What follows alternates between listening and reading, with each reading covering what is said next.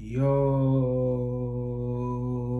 what's good with y'all, man? And today we're gonna be. I got a special video for y'all today. Today we're gonna be reacting to true Tinder date horror stories. You know what I'm saying? Yeah, let's check it out. This happened when I was 17 years old. It's been nearly 2 years since my girlfriend broke up with me, and I was very chewed up about it on the inside. I've called her several times, but it always went to voicemail. I've tried texting her on Messenger since, ironically, we were friends on Facebook, but still, not a single response. Okay. As the weeks went by, I became very devastated and was worried that I'd never find love again. My brother told me to just forget about my ex-girlfriend and that it was time for me to move on. He introduced me to this app called Tinder, which he said was great for online dating. I was very familiar with online dating, but never actually done any of it because there was no way that I even felt like hooking up with some random person I met online. But I figured it couldn't hurt to try it out, so I decided to give it a shot. After I finished setting up my account and was done creating my profile, I just started randomly liking a few of the girls that I thought were pretty. I'm not picky, I just wanted to make sure that I found the right girl for me.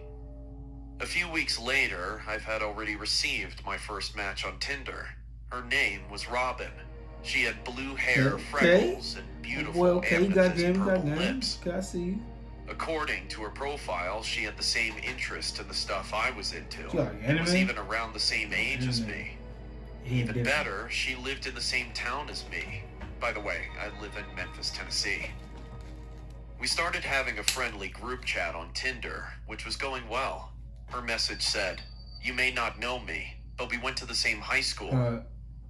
I replied, "Are you sure?" She said, "Yeah. I was always the quiet one at the back of class. Anyways, I think you're really cute. We should hang out sometime." Okay. I agreed and asked her to where she wanted to hang out, where to meet her, and what time I should be there. She said we'd hang out at her place and meet her at the park tomorrow night at around 9 p.m. I accepted. I got to the park that night at around 9 p.m. sharp. I didn't call her because I didn't want to sound too desperate.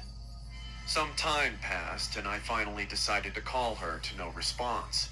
I also tried texting her to no avail as well. It was around 9:30 p.m. There was still no sign of her, and I was beginning to grow impatient. I was starting to think that maybe she wasn't going to show up at all. I sighed and said, "I knew this was too good to be true. She's not even here yet. Screw it. I'm going home. I can't believe I came out here this late for nothing." Oh well, so much for online dating.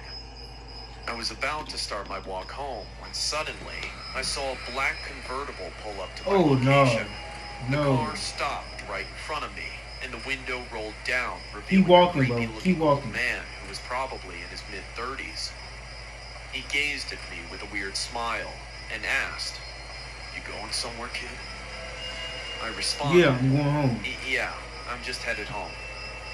He asked me why I was out there this late, and told him that I was supposed to meet someone. "Sir, it's none of your concern. I'm going home." She wasn't going to show up. Bro, he said, "You must be waiting for my daughter." The man, by the name of Jeff, introduced himself to me as Robin's father, and said that Robin has told him a lot about me. He told me that Robin couldn't meet me at the park because she remembered that was the night she had to go to a slumber party with her friends, and she forgot to cancel.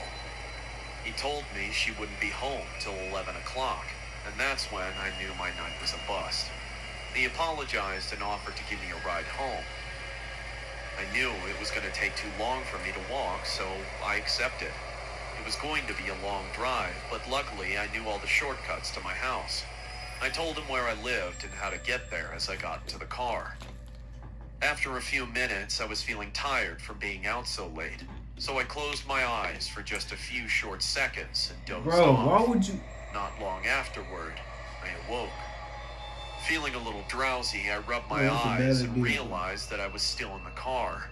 I asked the man where we were, as this wasn't the usual route to my house. He said, Relax, kid. This is a shortcut. We're almost there. Shortcut. I asked where we were going. And Shortcut. then he looked at me with some sinister grin on his face and just chuckled. I felt my Man. heart almost explode out of my chest as he did that. I looked down and saw a handgun sticking out of his jacket pocket. I put two and two together and realized what was happening. I told him, "Let me out now!" He responded, "No." Then he put his foot No. on the accelerator, speeding up the car. Oh, I tried nah, to get bro. out, but he had already This- put look, the this- job bro. lock on. It seemed hopeless. I was Bro, you trapped. shouldn't have gotten in the car in the first place. There You was no tripping. way out. To make matters worse, we were driving through a forest area with no cell service. I couldn't even call for help, You even got. but I just had to get out. As soon as the car started to slow down, I stabbed him in his shoulder Oh! with a pocket knife that I found on the floor. Oh, He wee. screamed Now, in so pain okay, hurry up and get as off I the was car, able bro. to turn off the child lock, unlock the door, Okay, and run get as out of there, fast bro. as I could into the woods. While I was running, I could hear multiple gunshots being fired at me, but luckily, not a single one hit me. I never looked back because I had the fear of the man chasing me at the back of my mind. I dove behind a tree and hid under a bush. I heard the man yelling, "You can't hide from me! I will find you!" I covered my mouth with my hands and held my breath, trying not to make a sound. Everything was silent for a while, until I saw the man was looking for me with a flashlight. He flashed it past me multiple times. When I heard his footsteps going deeper into the woods, that's when I knew the coast was clear. I ran, using the flashlight on my phone to help navigate me through the dark and scary woods. In hindsight, I knew that was a stupid move considering the situation. I could hear the leaves crunching and the twigs snapping as I ran, which would also easily give away my position. When the crunching and snapping got louder, I looked behind me and my heart dropped when I saw that the man was chasing me. I ran as fast as I could with the man hot on my tail, That's firing not every right. single last live round he had in his gun. But thankfully, the shots missed again. "There's nowhere for you to hide," he said. Ugh, why I you thought I running was like going that, to bro? die, until I heard the man trip over something, Yeah. and I was able to get away unharmed. I kept running until I was out of the woods and back onto the road. Looking behind me then, he was nowhere to be seen, which means I lost him. I sighed in relief, and then I saw a red car driving down the road. I was able to wave it down and told the driver that I was kidnapped and almost killed by some crazy man in the woods. It took a lot of begging, but the driver finally gave me a ride to the police station, and I told the cops everything. Unfortunately, I didn't get the man's tag number, but I gave the police a clear description. After the police had run a search, they told me that he didn't even have a daughter, and that they've been trying to catch this guy for months. As it turns out, he's wanted in several countries for the kidnappings of multiple teenagers and young men. How I managed to escape him is a He miracle. sus.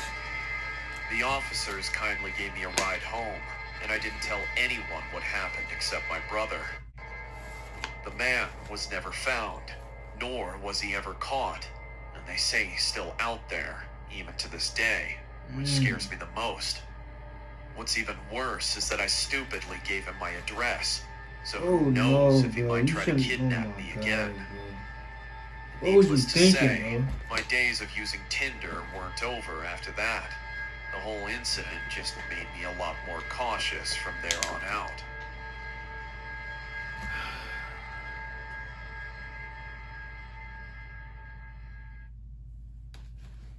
Bro, see, this is why you never do online. This is why you never do online dating or talk to somebody on the internet that you don't know, because you never know who it is. You never know.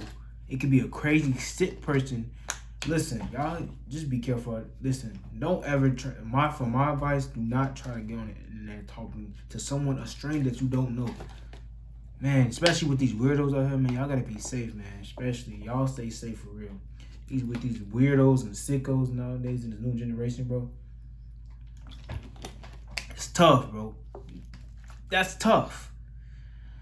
But anyway, man, you know what I'm saying? That was the end of the video. But like I said, this is basically my second video, you know what I'm saying? You know what I'm saying? Yeah, this is basically my second video, you know what I'm saying? This is basically my second video. Yeah, you know what I'm saying? Hopefully, you know what I'm saying? Man, I'm gonna drop some good content for y'all. For the next video, I'm gonna drop some good content for y'all. Hopefully y'all like it, you know what I'm saying? I'm gonna keep posting. I'm gonna keep posting consistent on here because I got y'all. You know what I'm saying? I'm gonna keep doing it. You know what I'm saying? Gonna keep doing with that grind, man. Y'all stay safe out there, man. Peace.